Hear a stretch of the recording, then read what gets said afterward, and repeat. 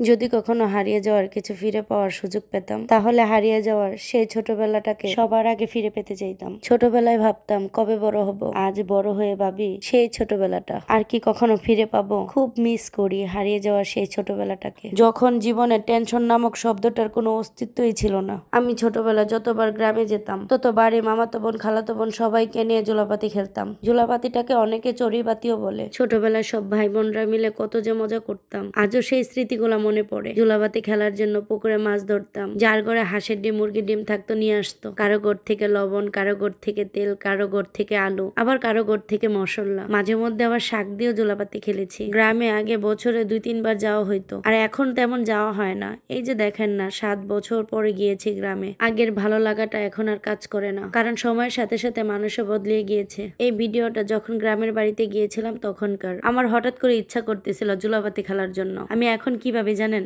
যখন যেটা করতে ইচ্ছা করবে সেটাই করব, কারণ জীবন 2 দিনের। আজকে এই দিন হারিয়ে গেলে কালকে আর এই দিন ফিরে পাবো না। যেমন ছোটবেলার দিনগুলো এখন আর ফিরে পাই না। আমাদের গ্রামের বাজার অনেক দূর, তাই খালাতো ভাইকে দিয়ে বাজার সদাই করে নিয়ে আসলাম। বাজার সদাই করে খালাতো বোনদেরকে নিয়ে দাদার বাড়িতে আসলাম জোলাপাতি খেলার জন্য। জোলাপাতিটা শুরু করেছিলাম বিকাল দিকে। যেখানে রান্না হচ্ছে সেই জায়গাটা কিন্তু আমার বাবার। আমরা বাড়িতে না থাকার কারণে গাছের পাতা দিয়ে পুরো উঠানটা ভরেছিল। একটু আগে তো দেখলেনি কি সুন্দর করে খালামা উঠান ঝাড় দিচ্ছিল। তারপর আমার মা আর মামা মিলে উঠানে সুন্দর করে একটা চুলা বানালো। আমাদের এই জোলাপাতির মধ্যে সবাই কিন্তু অংশগ্রহণ করেছিল। আমার মেজো বোন প্যাকেটের গুঁড়া দুধ দিয়ে টক দই বানাচ্ছিল। ওইখান থেকে 1 চামচ গুঁড়া দুধ আমার মুখে দিয়েছিলাম। এটা দেখে আপনাদের খালামা খেতে চাইলো, তাই ওকে একটু খাওয়াই দিলাম। প্যাকেটের গুঁড়া দুধটা আমার খুবই ফেভারিট। আমার মেজো বোন যখন ছোট ছিল ওর জন্য ফিটার বানাইতে দিত আমাকে আমার আম্মা। আমি কি করতাম, লুকায় লুকায় ওখান থেকে গুঁড়া দুধ খেতাম। এরকম কাজ যে শুধু আমিই করছি তা কিন্তু না, আপনারা কিন্তু অনেকে এরকম কাজ করছেন, সেটা আমি জানি। কারণ শৈশবের আরেকটা সুন্দর মুহূর্ত ছিল এটা। জোলাপাতির রান্নার দায়িত্বটা নিয়েছিল আমার মামা আর আমার মেয়ে। তারা নানা নাতি মিলে কি সুন্দর করে রান্না করছে। জোলাপাতির সবচেয়ে সুন্দর মুহূর্ত কি জানেন? সবাই হাতে হাতে কাজ করা। এই মুহূর্তটা সবচেয়ে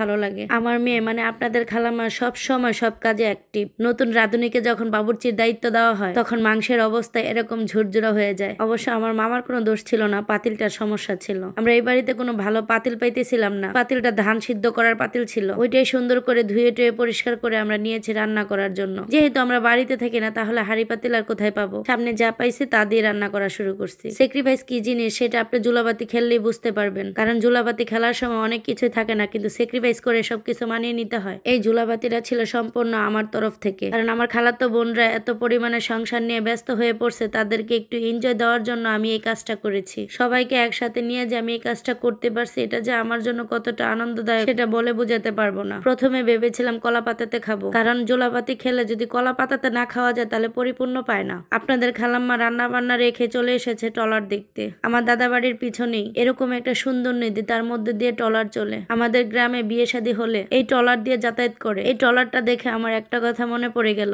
বর্তমানে ট্রেন্ডিং এ চলতেছে হেনা। এই হেনার বিয়ে হওয়ার পরে কিন্তু এই ট্রলার দিয়ে তার বরযাত্রী গিয়েছিল। আমাদের রান্না বান্না হতে হতে প্রায় সন্ধ্যা হয়ে গিয়েছে। জোলাপাতির এই বিরিয়ানিটা অনেক মজা হয়েছিল। নতুন চালের কারণে এরকম যাও যাও দেখা যাচ্ছিল।